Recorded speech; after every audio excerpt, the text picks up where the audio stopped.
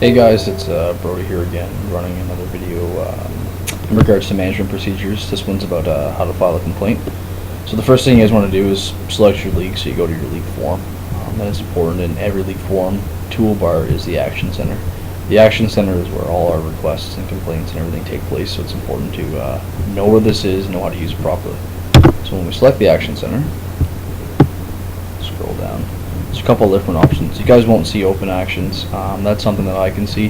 That's all the open actions right now for the NHL, AHL, CHL, soccer, trade requests, and website that are currently being reviewed by us. As you guys can tell, the number is extremely high, and it takes a lot of work for us to go through all these. So it's important that you file your complaint properly and with correct proof, because if not, it's just going to end up getting voided. As you can tell, we have this many complaints to review daily. We don't have time to go digging for information and assume what you meant by your complaint, so it's important to file them properly. So we'll start off with my Action Center. Depending on what you're looking to do, it'll depend on what's going on. So if you were issued a suspension or something, this is how you appeal it.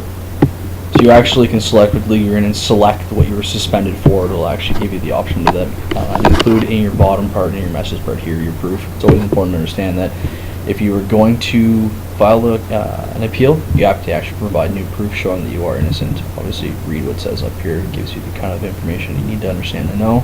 Verify your statement, and then you can submit your appeal for staff to review. One of the request options is a ton of different requests right now too. So trade requests, obviously, it's open during the trade window period and will close about 10 days prior to the trade deadline.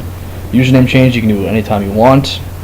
Pre-season position change, this is kind of the RFA stuff as well too.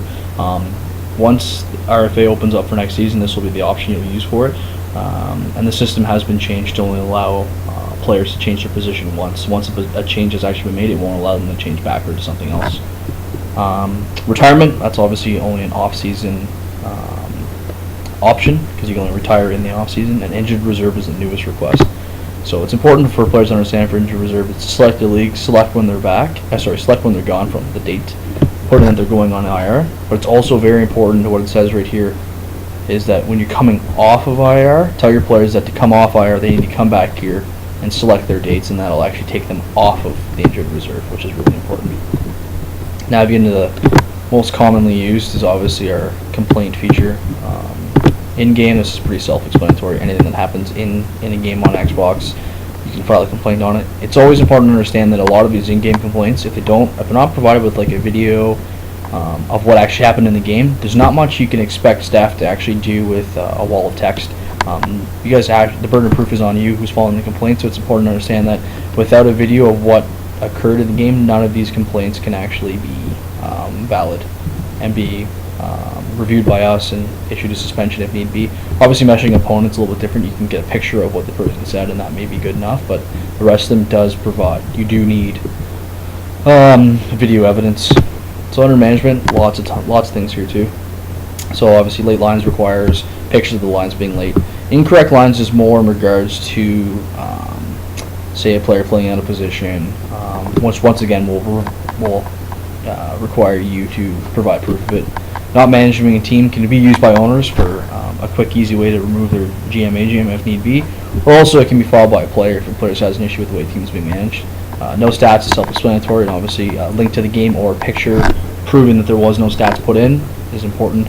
Falsifying stats, the game logs that are in each game feature is important to use for this, because it shows you everything, who edited what stats and what actually occurred, so it's pretty easy to prove if something is incorrect. Incorrect stats could also fall under the same thing as falsifying stats. It's just kind of a double way of putting it. Or if you want to file a complaint on maybe there's something missing from a game score, but there's no error that shows up on the actual game, file under incorrect stats, and it gives us a heads up of what's kind of going on, and we can go in and fix it for you. Compensation, obviously compensation is a hot topic, and this is where you file it. It's also important to understand that before you file for compensation, you file a player removal request. So obviously the player that you need to be compensated for, you need to file a request to have that player removed, then file for compensation. Or do it in another order, but just ensure that there's actually two complaints and not one complaint. Reschedule request is important. Sometimes Xbox doesn't work, or there's Storm or something. You guys can put in a reschedule request. It's important to understand that both teams need to put this request in for the staff to honor it. We've also given you guys the option to place a player on IR yourself. So if a player sends you a PM, says, "Hey man, listen, can't play for the rest of the week, need to put on IR," or an Xbox message, provide a picture of the message you have received and send it to us either via PM or use it in the action center right here, and we can place your player on injured reserve for you for the week. Player rights stuff doesn't really apply to management, but obviously it's for players to use. Staff complaints. The interesting about this is if you file a complaint on anyone on staff, excluding myself because I have admin access now, it goes just to the administrator. So if you have an issue with one of my staff and file a complaint under this, the only people that can see it are the admins on the website. And well, sometimes issues occur, code of conduct issues, or then you can file a complaint under other, and just make sure you include proof in all of it. So that's the basics of the Action Center for filing complaints. The biggest thing I can't stress enough is either provide video or picture evidence for every single complaint that you file. If you have the expectation staff is going to be able to handle your complaint, you need to file the correct proof, or the complaint will not be handled by staff at all. May sound unfortunate, may sound selfish, may sound lazy on our behalf, but at the same time it's out of respect for everyone else that you have to prove what you're saying is true. In order to do so, pictures and videos are pretty well the only way you can do it. So I'll move over to the recent actions. This is pretty handy to use too.